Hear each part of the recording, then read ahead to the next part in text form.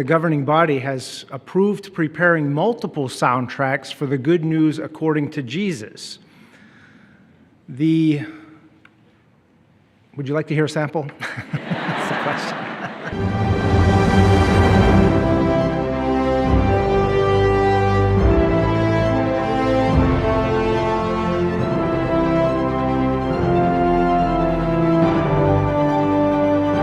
This comes right before the final talk by the most obnoxious and arrogant member of the governing body, David Splane, and it's for an important reason. I thought of cutting this bit out, but after watching the speech, I wanted to leave it in. You'll see why in a second. And also because Gage then says this. The music for the Good News according to Jesus is very important to the governing body, and so we're happy to share these excerpts with you. This is important to the governing body. Those are the ones who deserve the credit. Isn't it kind of insane how much they've moved their worship towards their governing body, praising them for their direction and telling people to follow them? This adoration of the governing body has increased in the last few years since the appearance of JW Broadcasting, getting the Jehovah's Witnesses closer than ever to super churches and charismatic cult leaders. Except they're not charismatic at all. Well, the time has come for the concluding part of our program. And it's a special treat. That's all I'm going to say. Brother David Splane will now give the talk, Give Jehovah Glory. And just to be clear, I am not the special treat.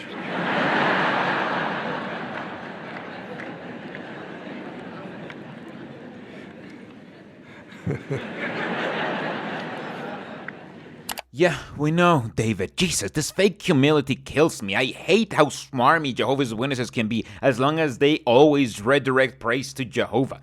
I've never liked David Splane ever since he was the boss of Mr. Incredible. Just get to the point, Gilbert Humph. That's the name of this character. I feel like my joke won't land if I don't explain it. Well, I don't have to tell you that many people today are totally self-absorbed. They spend a lot of time on the internet, a lot of time on social media, talking about themselves, talking about their own accomplishments.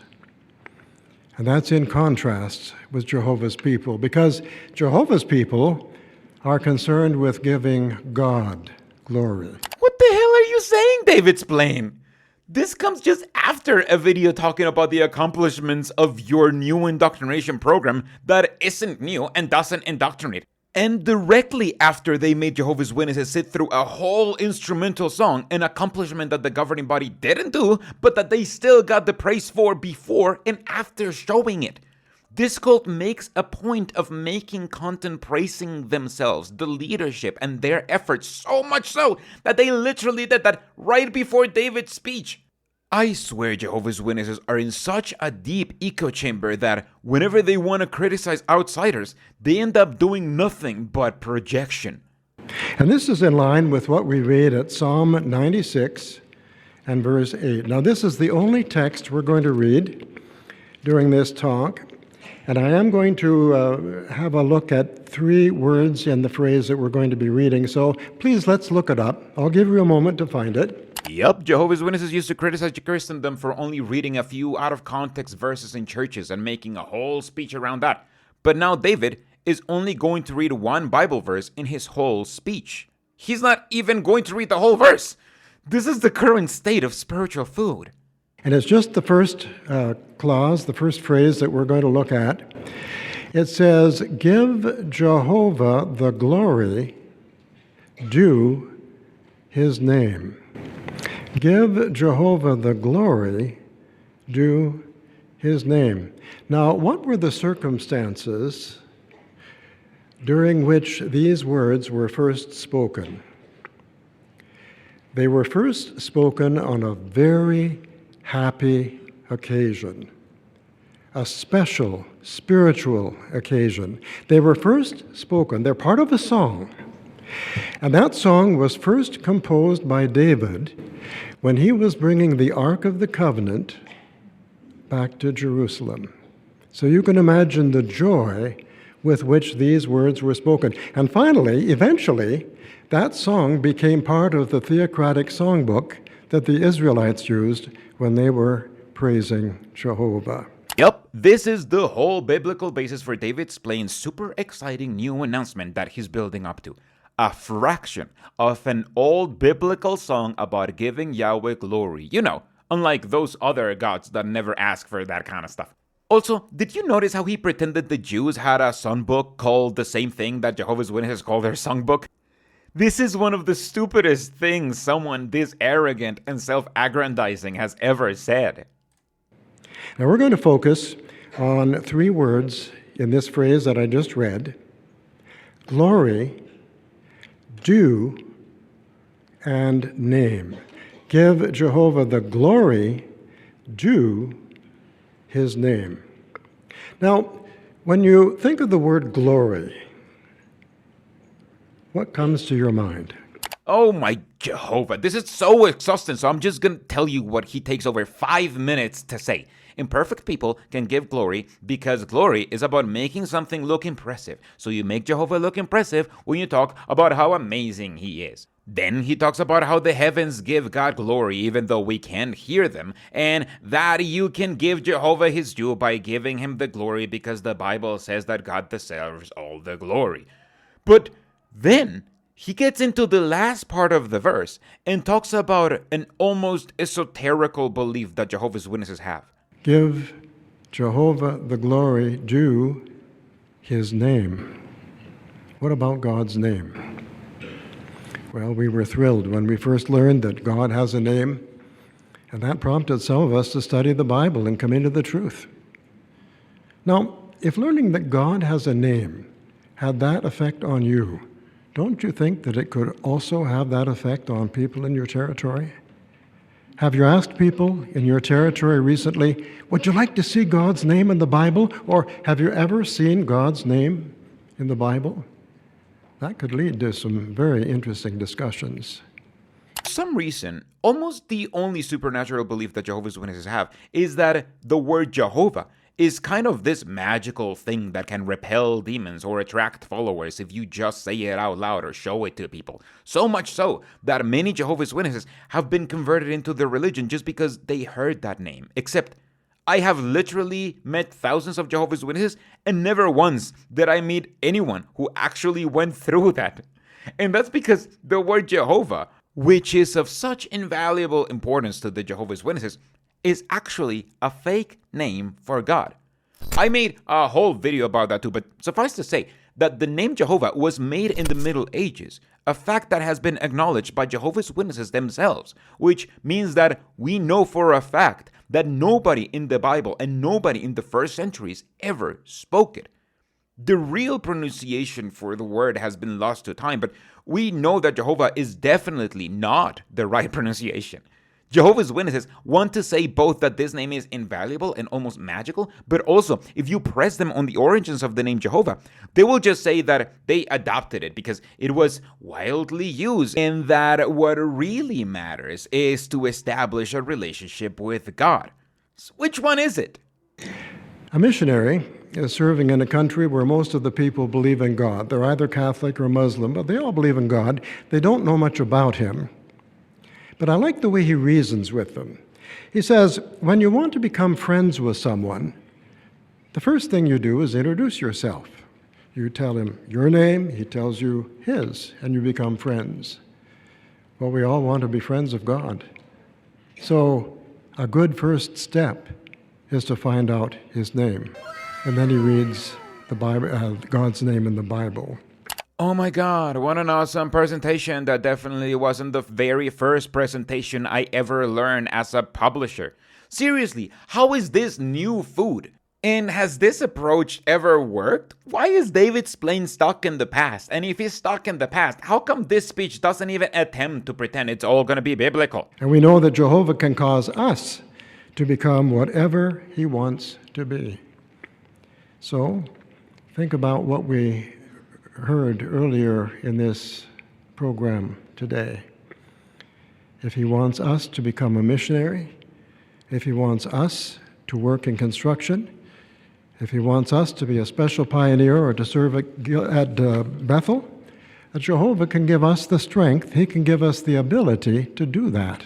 And all we have to do is put our trust in him. And there you have it. If Jehovah wants you to work for free for this cult and spend all your time working for free for this cult, then Jehovah can give you the strength to do it, even if you don't want to do it because you're forced to do it now. This is what separates the Jehovah's Witness from religion altogether and into a cult. They teach that what Jehovah wants is for you to work for free for the cult, even if you don't want to do that. He goes on to mention other ways you can give glory to God by doing things that are beneficial to the cult or to the cult's image before giving Jehovah's Witnesses a goal for 2025. Not a New Year's resolution, though. Those are demonic. So in 2025, let's give serious thought to ways we can give God glory. And to remind us, those words, the words of Psalm 96:8, are going to be posted in our kingdom halls as our year text. So what's the year text again? Psalm 96:8, give Jehovah the glory due his name.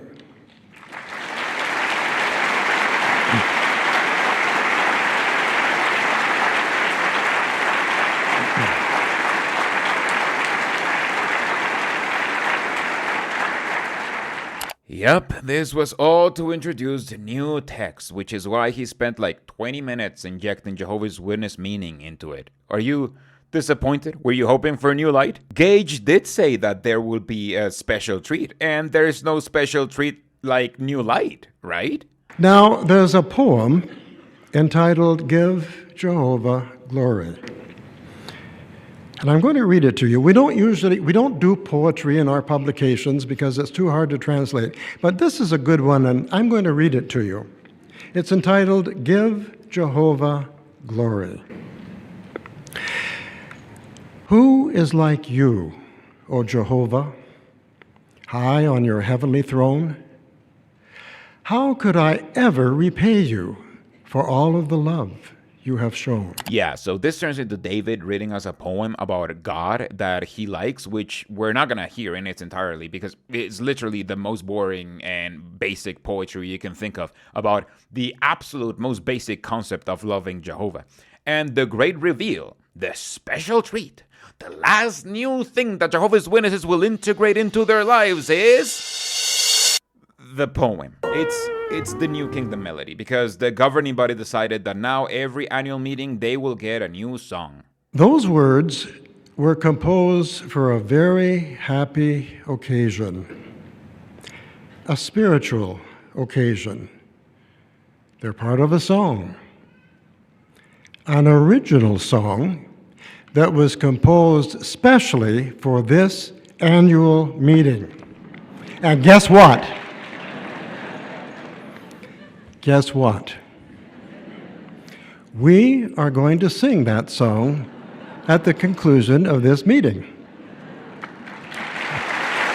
I don't understand how he managed to fuck up the delivery, the vibe, the pacing, the whole thing.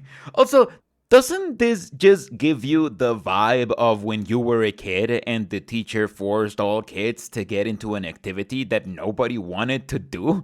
Why did he say it like that? He sounds like he knows his audience doesn't want to do this and he's forcing them to do it. I said to the governing body, "Are you sure?" And they said, "Oh yes, they have tremendous confidence in your musical ability." Now, just so you know, the governing body has decided that from now on, a new original song based on the year text is going to be featured at each annual meeting. Yes, please applaud for the decision David Splane and his bodies made. Didn't he just open the talk by saying how only outside Jehovah's followers you find people who love praising themselves? David then announces that it will be published in 400 languages, which obviously prompts an applause from everyone again. And then, again, berates his followers, now actively telling them not just that he expects all of them to sing him this new song, but how he expects his followers to sing it. Let's see how those words sound when they're put to music. Now remember, we're going to be singing this song at the conclusion of the meeting, and we don't want anybody just moving the lips with no sound coming out. There is a reason why we call it a song. He has to be the most unlikable governing body member of all times. Like, come on, post in the comments right now if there's another one more unlikable or if I'm right. But I really don't believe that there is. All the glory goes to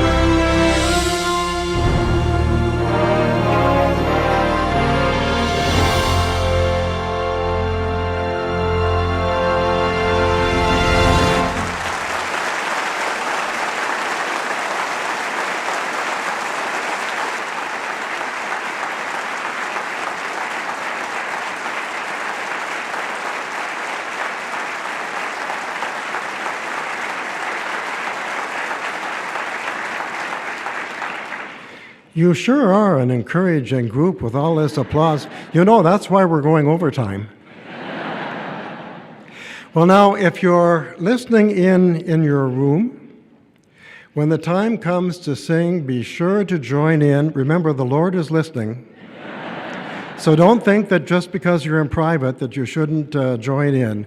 We all want to join in, and this is a way we can give additional glory to Jehovah. So, in 2025, let's pay special attention to ways we can give God glory. He certainly is worthy.